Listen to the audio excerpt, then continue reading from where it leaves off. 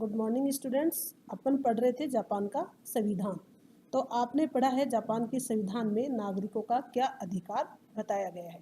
ठीक है, आपने पिछले वीडियो में पढ़ा है कि जापान में नागरिकों का अधिकार क्या क्या बताया गया है। सबसे पहला अधिकार बताया था समानता का अधिकार, और अगला बताया था स्वतंत्रता का अधिकार, धार्मिक स्वतंत्रता का अधिकार, शोषण के विरुद्ध अधिकार, शिक्षा का अधिकार, न्यूनतम जीवन स्तर, संपत्ति का अधिकार, आर्थिक अधिकार, राजनीतिक अधिकार, अन्य विविध अधिकार। यानी ये आपने अधिकारों के बारे में जापान के संविधान में पढ़ा था। अब आज अपन जो पढ़ रहे हैं वो है जापान में प्रदत्त मौलिक अधिकारों की क्या क्या विशेषताएं हैं, प्रदान की गई हैं, वो क्या क्या विशेषताएं हैं उनकी। जापानी संविधान द्वारा प्रदत्त मौलिक अधिकार अन्य किसी भी संविधान की तुलना में अधिक व्यापक है। ठीक है, जापान में नागरिकों को न केवल राजनीतिक अधिकार प्रदान किए गए हैं बल्कि महत्वपूर्ण आर्थिक एवं सामाजिक अधिकार भी प्रदान किए गए हैं। यानी कहने का तात्पर्य यही नहीं है कि वहाँ पे राजनीतिक अधिकार ही नागरिकों को दिए गए हैं, बल्कि क्या क्या है, आर्थिक और सामाजिक अधिकार भी दिए गए हैं।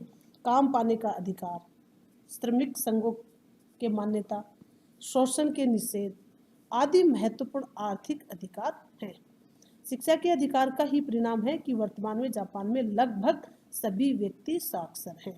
यानी जापान का संविधान है उसमें अपन जो नागरिकों के कर्तव्य के विशेषताओं के बारे में पढ़ रहे हैं, तो वहाँ की जो नागरिकता है, वहाँ के जो नागरिक हैं वो सभी लगभग क्या है, साक्षर बताया गया है। वहाँ पे क्या शिक्षा का अधिकार का ये सबसे बड़ा परिणाम है कि वहाँ की जनता लगभग सभी साक्षर है।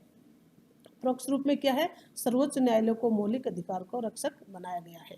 यानी रक्षा के लिए वहाँ भी क्या है, न्यायालय ही बताया गया, सर्वोच्च न्यायालय की सहायता ली गई है। सर्वोच्च न्यायालय को मौलिक अधिकारों का रक्षक बनाया गया है। बल्कि अनुच्छेद 96 द्वारा संविधान को सर्वोच्चता प्रदान की गई है। अतः शासन द्वारा अधिकारों का उल्लंघन नहीं किया जा सकता। संविधान के अनुच्छेद 11 में स्पष्ट कहा गया है कि मौलिक मानवीय अधिकारों का उपभोग करने से किसी प्रजाजन को रोका नहीं जाएगा। कौन से अनुच्छेद में लिखा हुआ है, 11 में, 11 में लिखा हुआ है कि कोई भी मौलिक अधिकारों से वंचित किसी भी नागरिक को नहीं किया जाएगा। किसी भी प्रजाजन को, यानी किसी भी व्यक्ति को, किसी भी नागरिक को अधिकार से अलग नहीं किया जाएगा, उसको रोका नहीं जाएगा।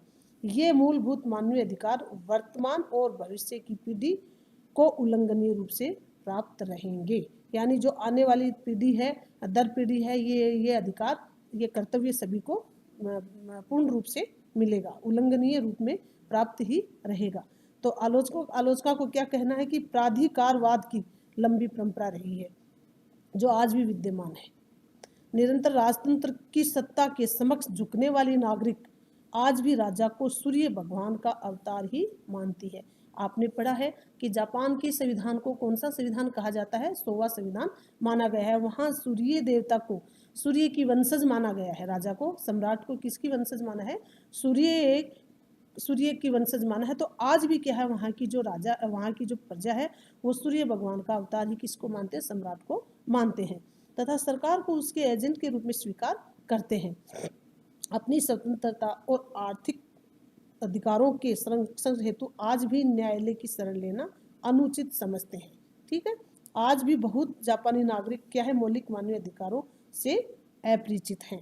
जापानी न्यायालयों का नागरिक जीवन में बहुत कम योगदान प्रतीत होता है।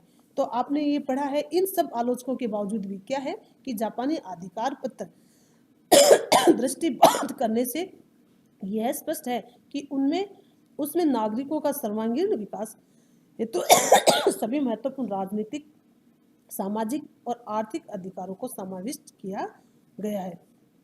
तो ये आपने जो क्या है अधिकार के बारे में सॉरी, नागरिकों का कर्तव्य है कि जिस भी देश में रहते हैं वो नागरिक अपने कर्तव्य को पूरा करेगा। तो जापान के भी कुछ कर्तव्य बताए गए हैं अनुच्छेद 27 में काम पाने के अधिकार के साथ ही कहा गया है कि काम करना सभी व्यक्ति का कर्तव्य है।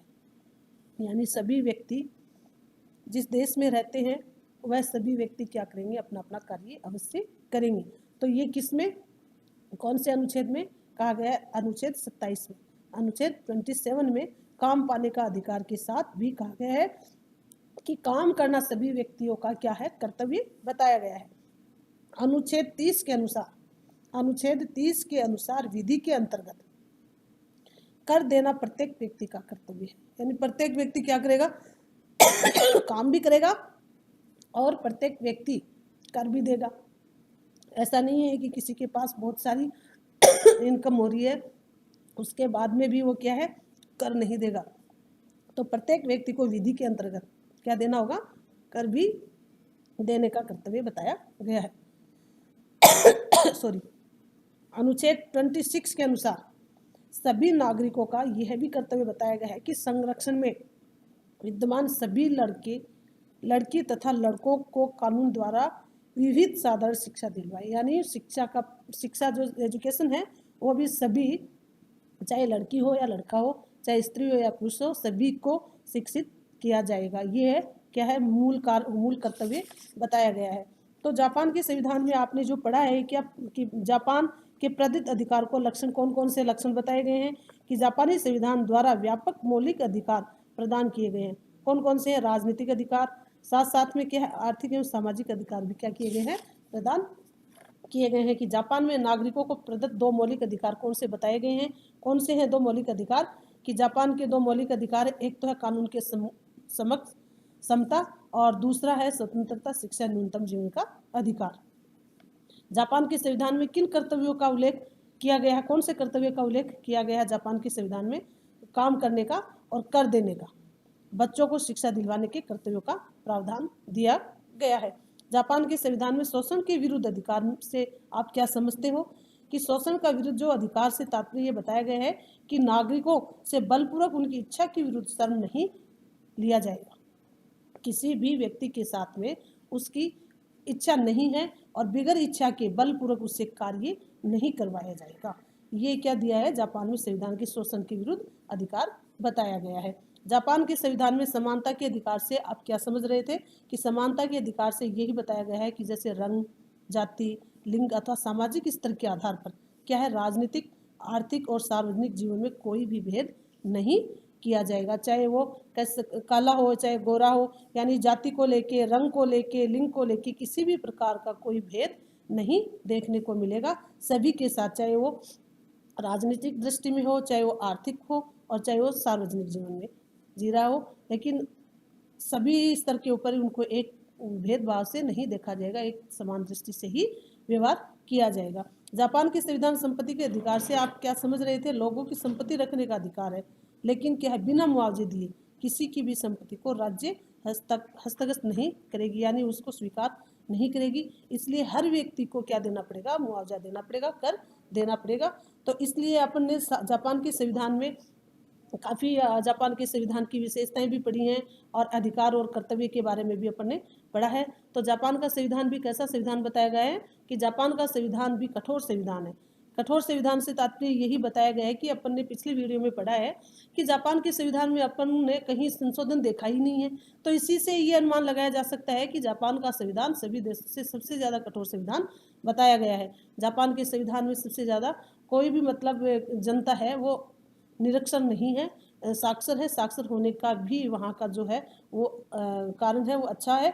और वहाँ की जो नागरिकता है वो सम्राट को क्या मानती है? सूर्य का वंशज मानती है और सूर्य के आधार पे उनको क्या करती है? एक प्रणाम करके उनके ही समरक्ष में रह के कार्य को करती है।